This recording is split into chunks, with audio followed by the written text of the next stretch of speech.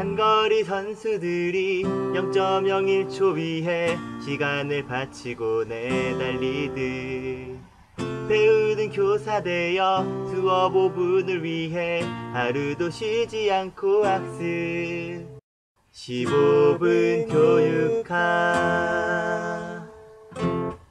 창의력에 대해 살펴보겠습니다. 창의력 정말 많은 견해가 있습니다. 발산적 사고, 종합력이라고도 하는데 발전을 추구하는 과정, 문제 해결 능력, 지적 특성, 성격의 일부라고 하는 견해들이 많이 있는데 이렇게 제각기 다른 견해를 가지고 있지만 공통적인 견해를 찾아본다면 새로움과 유용함은 창의력의 필수적인 조건이라고 볼 수 있겠습니다.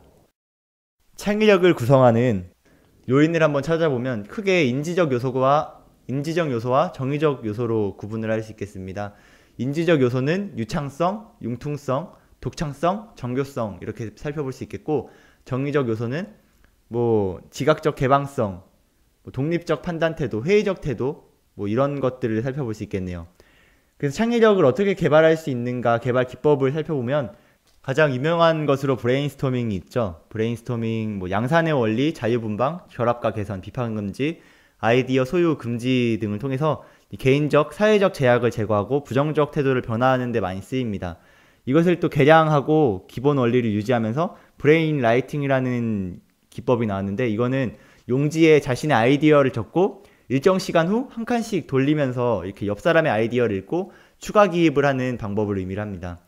또 관련된 기법으로 역브레인스토밍이라는 게 있어요. 그래서 역브레인스토밍은 아이디어에 대한 많은 비판을 생성하는 겁니다. 그래서 수정과 해결책을 세우는 방안으로 활용하는 전략이고요. 이외에도 사고모, 모자를 바꿔 쓰면서 각각 다른 사고자의 역할놀이, 부정적인 역할, 긍정적인 역할을 하면서 이렇게 사고자의 역할놀이를 하면서 아이디어를 생성하는 방법이 있고요. 속성 열거법, 다양한 속성을 목록으로 작성하고 세분화된 속성에 주의하는 이런 방법을 통해서 창의력을 개발하는 방법이 있고요. 강제 결합법, 브레인스토밍이 효과적이지 않을 때 자주 사용하는 방법으로 일상적인 명사를 포함해서 강제로 결합을 하는 방법입니다. 조금 우스꽝스러울 수도 있고 조금 이상해 보이기도 하지만 그냥 강제로 뭐든 답을 내는 그런 전략을 의미를 합니다. 예를 들어 소시지와 바나나를 결합시켜야 된다고 할 때 바나나 맛이 나는 소시지, 소시지 맛이 나는 바나나 그런 식으로 조금 우스꽝스러울 수도 있지만 그렇게 강제로 결합하는 활동을 의미를 하고요. 그 다음 도전적 진술법, 문제를 명확하게 하기 위해서 많이 사용합니다. 해결을 하지 못하지만 연습하는 데 많이 쓰이고 있고요. 비현실적인 바람으로 시작을 합니다. 학교에는 벽이 없어야 하고 성적, 규율도 없어야 한다 이런 도전적인 명제를 진술함으로써 문제를 명확하게 파악하는 데 쓰이는 전략입니다. 그리고 체크리스트법이 있어요. 6하원칙의 질문을 통해서 실수를 사전에 방지하거나 전체를 파악하는 데 쓰입니다. 더 나아가서 아이디어를 이끌어내는 데도 쓰이기도 하죠. 그리고 스캠퍼라는 게 있습니다. 대체하면 어떻게 될까? 결합하면 어떻게 될까? 적합화하면 어떻게 될까? 변경하면 어떻게 될까? 다른 용도로 쓰면 어때? 제거하면 어떨까? 그냥 반전시키면 어떨까? 이런 질문을 통해서 여러 가지 아이디어를 이끌어내는 그런 전략이고요. 시네틱스라는 게 굉장히 중요합니다. 고든이라는 아저씨가 개발한 전략인데 그리스어 신시시스에서 유래를 했다고 합니다. 언뜻 보면은 관계없는 것들을 연결하는 그런 활동을 의미하는데, 익숙한 것을 생소하게 하고 생소한 것을 익숙하게 받아들이면서 이렇게 새로운 아이디어를 내는 것을 의미합니다. 그래서 유추라는 전략을 통해서 아이디어를 형성하는데, 유추에는 또 4가지 종류가 있어요. 직접적 유추, 문제를 사람처럼 생각하는 의인적 유추, 그리고 문제를 압축하고 새로운 관점에서 보는 상징적 유추, 현실 세계를 넘어서는 상상을 통해 바라보는 환상적 유추가 있습니다. 브랜스 폴드가 아이디어이라는 아이디어를 또 내놨는데, identify, define, explore, act, look 이런 식으로 이 과정을 거쳐서 아이디어를 형성하는 전략을 내놓았습니다.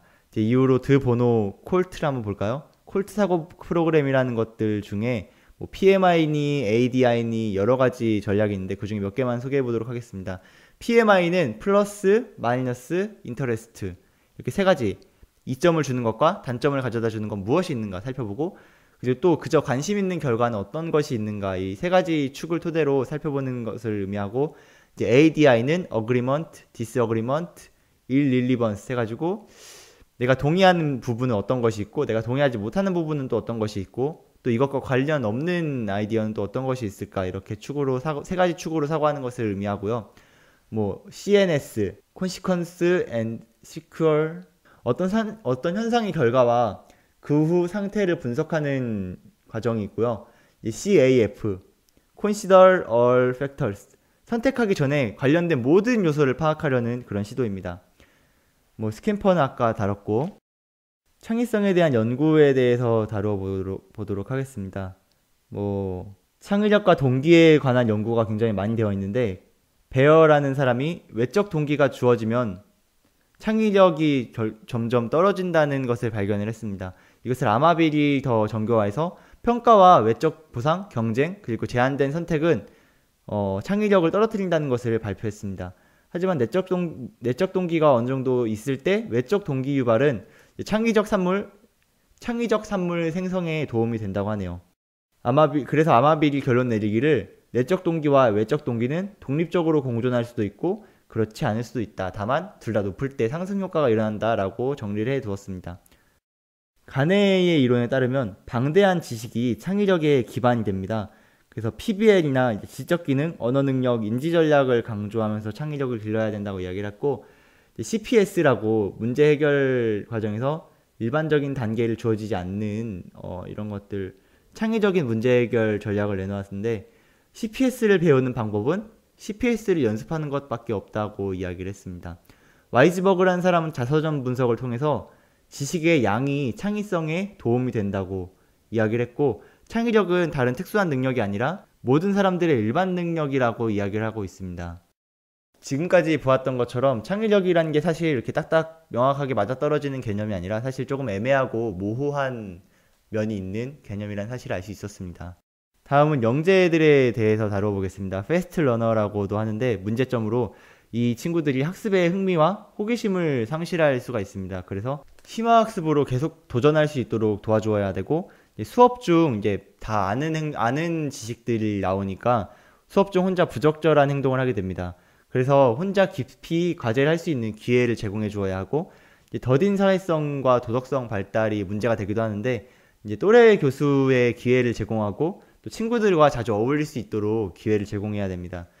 그래서 렌줄리라는 아저씨는 영재가 과제 집착력과 지능, 그리고 창의성, 이 세 박자를 골고루 갖춘 존재라고 이야기를 했는데, 이 영재 교육을 위해서는 필습 면제, 곧 심화학습을 해야 된다고 이야기를 했습니다. 학습 전에 평가한 다음 일정 수준에 도달한 학생에겐 중복을 피하기 위해서 학습 면제를 해줘야 된다고 이야기를 했죠. 심화학습 3단계 모형이라는 게 나와 있는데, 첫 번째 단계는 일반적인 탐색 활동입니다.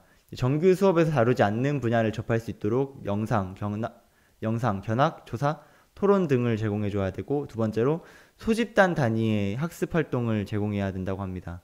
학습 기능 및 연구 기능, 관찰과 인터뷰, 설문, 자료 분석 등을 통해서 학습이 이루어져야 된다고 이야기를 했고, 세 번째 단계로 개인 또는 소집단 단위의 문제 해결 활동이 이루어져야 한다고 제안을 했습니다. 소수의 앞에 1, 2단계가 이제 일반적인 학생들에게까지 적용할 수 있는 학습 단계였다면, 이제 세 번째 단계는 소수의 영재들을 대상으로 새로운 지식을 창조하도록 유도하는 활동을 의미합니다. 실질적인 연구원과 예술가들이 결과물을 만드는 것처럼 직접 결과물을 만드는 활동을 의미를 하죠. 이번 동기에 대해서 살펴보겠습니다. 동기는 심리적, 생리적, 내재적, 외재적 동기, 여러 가지 종류가 있는데, 이번에는 어떤 식으로 학생들의 동기를 유발하고 유지할 수 있는지를 한번 살펴보도록 하겠습니다. 허록이 동기 유발 실험을 했었습니다. 칭찬반, 질책반, 무시반, 통제반, 이렇게 4가지 구분을 해서 동기 유발 실험을 했었는데, 전체적으로 칭찬반이 효과적이었다고 합니다. 그리고 이를 더 정교하게 연구를 해서 칭찬이 효과적인 경우와 질책이 효과적인 경우를 살펴보았다고 합니다. 칭찬이 효과적인 경우는 내향적이고 연소자, 여학생, 지능이 낮은 학생들에게 칭찬이 효과적이었고, 질책이 효과적인 경우는 외향적이고 고학년이고 우수하였던 학생들에게 질책이 효과가 있었다고 합니다. 디세코의 동기 유발 모형 뭐 그냥 보시면 알 것 같고, 일반적인 단순 행동은 각성 수준이 높을 때 일어나지만 이 시험과 고도의 집중력 활동은 각성 수준이 낮거나 중간일 때 유리하다고 알려져 있습니다. 최적의 수행을 하는데 필요한 각성 수준은 저마다 다르다고 알려져 있죠. 레빈의 동기 이론, 동기적 힘은 긴장과 유인 그리고 심리적 거리로 결정된다고 하죠. 이제 기진맥진한 마라톤 선수가 이제 결승점에서 전력으로 질주할 수 있는 건 심리적 거리가 낮기 때문에, 심리적 거리가 길지 않기 때문에라고 설명을 하고 있어요. 이후 애킨슨의 성취 동기 이론이라는 게 있는데, 성취 경향성은 실패 동기 곱하기 성취 확률 곱하기 유인가라는 함수 관계를 제시해 놨습니다. 유인가는 성취 확률과 반비례하는 1 성취 확률을 의미하고, 그러니까 조금 해결하기 어려운 정도, 해결하기 어려워야 좀 할 맛이 나는 과제들 있잖아요. 그런 걸 설명하는 값이고요. 실패 회피 경향성은 실패 회피 동기 곱하기 실패 확률 곱하기 실패 유인가라는 관계를 제시했습니다. 결과적인 성취 동기는 성취 경향성 더하기 실패 경향성이라고 볼 수 있는데, 이제 실패 경향성이 실패 유인가가 음수값이기 때문에 결과적으로는 성취 경향성보다 조금 낮은 값을 보여줍니다. 과제가 어려우면 실패의 두려움이 커지고, 또 다 반대로 너무 쉬우면 해결하고자 하는 의욕이 나지 않겠죠? 그래서 성공 확률이 50%일 때 가장 높다고 볼 수 있습니다. 이 성공 확률은 무엇으로 결정되냐면, 이제 과거의 경험을 통해서 성취 확률이 결정이 된다고 합니다. 이 이론과 굉장히 비슷한 게 기대가치 이론이 있는데, 동기는 기대와 가치에 의해서 결정된다라고 이야기를 하면서 동기는 기대 곱하기 가치다, 이런 관계를 제시를 해 두었습니다. 이것과 또 굉장히 비슷한 걸로 브룸의 기대 이론이 굉장히 닮아 있는데, 노력이 성과가 보상으로 이어지는데, 이 성과는 1차 결과라고 해서 1차적 유인가라고 하고, 보상은 2차 결과라고 해서 2차적 유인가라고 이야기를 합니다. 그래서 성과 기대와 보상 기대를 통해서 동기가 결정된다고 이야기를 하고 있고, 이런 이론들이 결국엔 자기 효능 이론과도 많이 연관이 되겠죠. 맥클랜드라는 사람은 성취 동기 이론이라는 이론을 제안을 하면서 성취 욕구, 권력 욕구, 친화 욕구, 이 세 가지 욕구를 통해서 이 세 가지를 얻고자 동기가 일어난다는 이론을 제안을 했었습니다. 이번엔 반주라의 자기효능 이론을 살펴보겠습니다. 자기효능, 어떤 능력에 대한 신념을 의미하는데, 이것에 영향을 주는 요인으로는 인지전략이 도움이 되리라는 신념, 그리고 과거의 성과, 그리고 모델, 보상, 목표, 이런 것들이 있습니다. 그래서 이 자기효능을 향상시키기 위해서는 대리적 정보와 언어적 정보와 행위적 정보를 제공해야 되는데, 대리적 정보라는 건 성공 모델을 제공하는 것이고, 언어적 정보는 격려와 피드백을 제공하는 것, 행위적 정보는 성공 경험, 정작 해보면 쉽다는 것을 제공해주는 활동을 의미합니다. 이번엔 자기결정성 이론 살펴보겠습니다. 자기결정성 이론에선 사람들은 누구나 기본 욕구로 유능감과 자율성, 관계성을 추구한다는 가정을 하고 있고요. 자기결정성을 가지면 이제 지구력도 높아지고 창의적 사고도 나타나며 즐겁게 공부할 수 있게 된다고 합니다.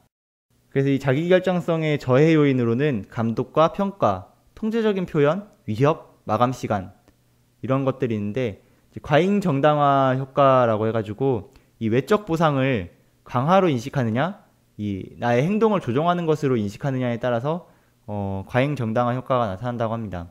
이것과 관련 깊은 이론이 대시 효과죠. 인지평가 이론이라고도 하는 것 같은데, 자발적으로 동기화되어 있는 이에게 외적 보상은 필요가 없다. 과잉 정당화. 부모의 잔소리가 오히려 내적 동기를 떨어뜨리는 현상을 의미합니다. 내가 공부하려고 자리에 앉았다가도 엄마가 공부 좀 해라 그러면 갑자기 공부하기 싫어지는 경험은 누구라도 한 번쯤 해봤을 거예요. 그런 현상을 설명하는 효과가 바로 이 대시 효과입니다. 자기 가치이론에 따르면 누구나 자신을 가치 있는 존재로 만들기 위해 최선의 노력을 한다는 가정을 두고 있습니다. 그래서 자기 장애 전략 등을 구사해서 자기의 가치를 지키기 위한 행동을 한다는 것을 설명하는데, 자기 장애 전략이란 노력 안 하기, 인상 관리 전략, 정당화나 변명을 의미하고요. 성취 불가능한 목표에 도전함으로써 이것을 실패해도 내 자존감에 영향을 받지 않도록 하는 전략이 있고, 이제 마지막으로 부정행위를 통해서 나의 실력을, 나의 가치를 높이고자 하는 그런 전략을 사용하곤 합니다.